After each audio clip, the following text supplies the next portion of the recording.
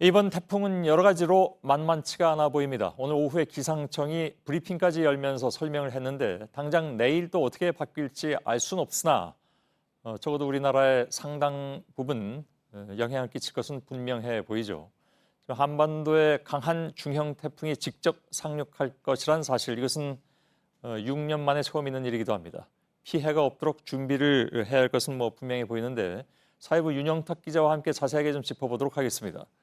자, 기상청이 오늘 오후에 발표한 예상 경로를 보면 경로가 계속 좀 바뀌고 있는 것 같긴 합니다. 그렇습니다. 제19호 태풍 쏠릭이 발생한 이후에 기상청이 내놓은 예상 경로를 먼저 보시겠습니다. 예. 당초 동해상으로 빠져나갈 걸로 전망됐는데 어제 오전에는 여수 쪽으로, 또 오늘은 제주를 관통해 목포에 상륙할 걸로 전망했습니다. 예. 이대로라면 서해상으로 올라와서 수도권으로 상륙하는 걸로 경로가 바뀔 수도 있습니다. 지금 그 8월 20일로 되어 있는 것이 맨 왼쪽 선이죠. 네, 그렇습니다. 그러니까 목포를 통해서 충청도를 거쳐서 강원도 쪽으로, 속초 쪽으로 나가는 그 경로를 얘기하는 겁니까? 더 서해안 쪽으로 더 틀어져서 수도권으로 바로 직격할 수 있는 그럴 가능성도 남아 있습니다. 자, 이건 이제 북태평양 고기압이 한반도 쪽으로 더 확장하고 있기 때문으로 봐야 되는 거죠. 그러니까 확장하면 할수록 조금씩 서쪽으로 밀리는 거 아닙니까? 그러다 보면 수도권으로 올라올 수도 있다, 이런 예측이란 얘기인가요? 네, 그렇습니다. 쉽게 설명을 드리면 어른과 아이가 부딪혔을 때 몸무게가 더 덜 나가는 아이가 더 많이 튕겨져 나가죠. 고기압과 태풍도 이런 관계로 비유하곤 합니다. 고기압이 어른입니까, 여기서? 네, 키도 크고 몸무게도 많이 나가는 어른, 그걸 고기압으로 비유합니다. 그러니까 어제 오후부터 다시 기온이 오른 것도, 또 태풍 경로가 아까 말씀하셨던 대로 서쪽으로 이동하는 것도 북태평양 고기압이 확장했기 때문입니다. 예. 이 질문을 계속 하게 되는데 좀 더 객관적인 정보를 전달하기 위해서 이 질문을 하게 됩니다. 미국하고 일본의 전망은 어떻게 나옵니까? 네, 경로만 놓고 보면 한미일 모두 비슷한데 이번에는 속도에 약간 차이가 있습니다. 예. 목포 상륙 시점이 미국은 22일 오후, 내일 모레? 우리나라는 네, 그렇습니다. 우리나라는 23일 새벽으로 우리나라가 10시간가량 느립니다. 일본은 또 태풍의 중심이 한반도를 지나지 않고 서해안으로 이동해서 수도권으로 바로 상륙할 걸로 예측했습니다. 그건 북태평양 고기압이 좀 더 발달할 것이다, 이렇게 본다는 얘기죠, 그러니까. 근데 무엇보다도 이번 태풍이 강도가 굉장히 센 것 같습니까? 네, 맞습니다. 예. 지금 화면에 보이는 게 화면에 나올 텐데요. 오늘 천리안 유성이 촬영한 태풍의 영상입니다. 구름 모양이 이렇게 잡혀 있고 가운데 보시면 태풍의 눈도 뚜렷하게 볼 수 있습니다. 예. 올여름 우리나라에 접근한 태풍들에게선 볼 수 없었던 모습으로 이 사진만 봐도 위력을 알 수 있습니다. 태풍은 내일 더 강해져서 중심부엔 초속 43m의 바람이 불 걸로 보입니다. 예를 들면 비로 바로 맞으면 몸을 가누지 못하는 것은 물론 호흡이 힘들어서 보행 자체가 어렵고 가로수가 부러지는가 하면 자동차 와이퍼 작동도 안 되는 정도의 색입니다. 예. 2012년 볼라벤 같은 대형 태풍이 초속 50m 정도 수준입니다. 물론 육지에 상륙하게 되면 초속 20에서 30m대로 줄 전망입니다. 그러니까 우리나라에 상륙하기 전까지는 초속 40m 정도까지 예측되지만 올라서면 조금 바람은 약해질 것이다. 그렇습니다. 제주 해안에 직접 때릴 때는 40m 정도로 세력을 유지할 걸로 전망됩니다. 예. 통상 이제 한반도 근처로 오면 세력이 약해지는데 쏠릭은 그렇지 않을 가능성이 있다면서요, 여러 가지 요인 때문에.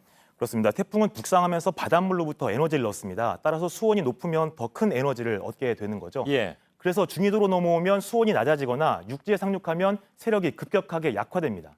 그런데 쏠릭은 일본을 거치지 않고 바로 올라올 걸로 보입니다. 예. 한반도 주변 바닷물 온도도 30도 안팎으로 높고 또 태풍의 발달을 가로막는 상층부의 고기압도 없는 상태라서 강한 세력을 유지할 걸로 전망됩니다. 예. 걱정이군요. 근데 이 쏠릭 말고 또 다른 태풍이 하루 상관으로 올라오고 있다면서요? 그렇습니다. 20호 태풍 시마론이 지금 일본 오사카를 향해서 올라오고 있습니다. 쏠릭이 지난 16일, 시마론은 이틀 뒤에 발생했습니다. 그런데 시마론의 속도가 훨씬 빨라서 쏠릭을 따라잡고 있습니다. 두 태풍의 거리가 대략 1000에서 1200km 정도로 가까워지면 서로 간섭 혈상이 발생할 가능성이 커지는데요.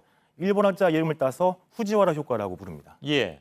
지금 저 거리가 같은 날짜의 태풍의 위치상의 거리를 얘기합니까? 830km라는 네, 것이? 맞습니다. 지금 예측대로라면 오는 23일 직선거리로 1000km 안, 그러니까 약 830km 정도 재보니까 나왔는데요. 예. 두 태풍이 유치하게 됩니다.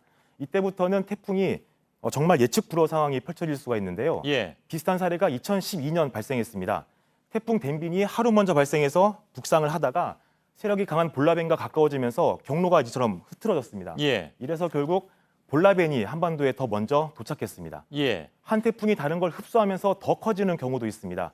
이 때문에 솔릭이 한반도를 빠져나간 뒤에도 경계를 늦추기 어려울 전망입니다. 요거 전 그림을 다시 한번 좀 뽑아 주세요. 두 태풍의 경로를 얘기했던 전 그림 있죠? 그걸 좀 아니 요 전에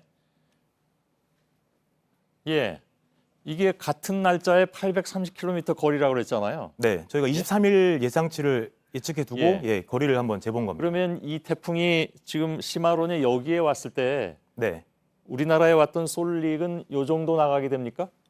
뭐 예상대로라면 그렇습니다. 예상대로라면. 더 가까워질 수도 있는 겁니다. 그러면 여기서 경로에 이변이 생길 수도 있다 그런 얘기가 되는 거죠? 그렇습니다. 그 전부터 그러니까 1000km 정도 안에 들어왔을 때 이 효과가 발생할 수 있다고 학계에서는 알려져 있는데 그 전에도 발생할 수 있고 물론 거리가 가깝다고 무조건 그 현상이 발생하는 것은 아닙니다만 가능성이 좀 높아져서 태풍의 경로가 정말로 우리가 예측할 수 없는 그런 방향으로 흐를 수 있는 가능성을 말씀드린 겁니다. 알겠습니다. 이 모든 것은 물론 예측이기 때문에 틀릴 수도 있는데 이제 가장 나쁜 상황은 저렇게 해서 두 태풍이 가까워져서 경로에 이변 현상이 생겨나서 동해안으로 빠져나간 다음에도 또 어떤 상황이 벌어질지 모르는 그런 매우 예측하기 어려운 상황 이렇게 봐야 되겠군요.